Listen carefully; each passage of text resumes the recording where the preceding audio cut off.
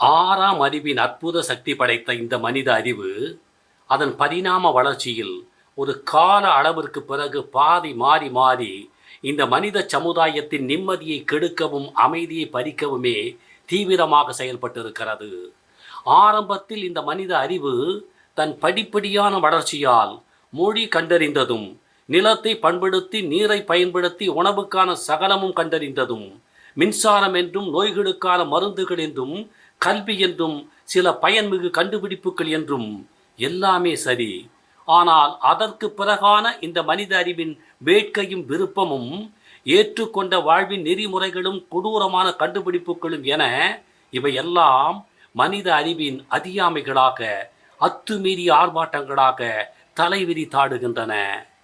போக போக தன் சுயநலத்தில், பெருமைகளில், புகழில், அதிகாரங்களில் மோகம் கொண்ட இந்த மனித அறிவு தன் உயர்வான தகுதியையும் உன்னதமான தரத்தையும் இழந்து தன் ஆறாம் அறிவின் அந்தஸ்தை அதன் அகால மரணத்தால் பறிகொடுத்து விட்டது. மனித அறிவின் பரிணாம வளர்ச்சி பாதை மாறாமல் ஒட்டுமொத்த மனிதர்களை ஒன்றிணைத்து சம வாழ்வை, அவர்களின் சரி உரிமைகளை நிலைநாட்ட விடாமல் முயற்சித்திருக்குமே. ஆனால் இப்படியான விஷமூட்டும் மதங்களின் கூடாரமாக, வியாபார அரசியலின் வேட்டை காடாக, மூட நம்பிக்கையின் முகாம்களாக, ஊரை ஏமாற்றும் பேச்சுக்களின் பேரரங்கமாக, பணமும் புகழும் தேடும் உள்நோக்க எழுத்துக்களின் உறைவிடமாக, தீமைகளுக்குள்ளேயே பழகிய விபரீதமான வாழ்க்கை தொகுப்பாக ஒரு மனித பெருங்கூட்டம் இப்படி தலைமுறை தலைமுறையாக வெட்கம் கெட்டு வாழ்ந்திருக்க முடியுமா?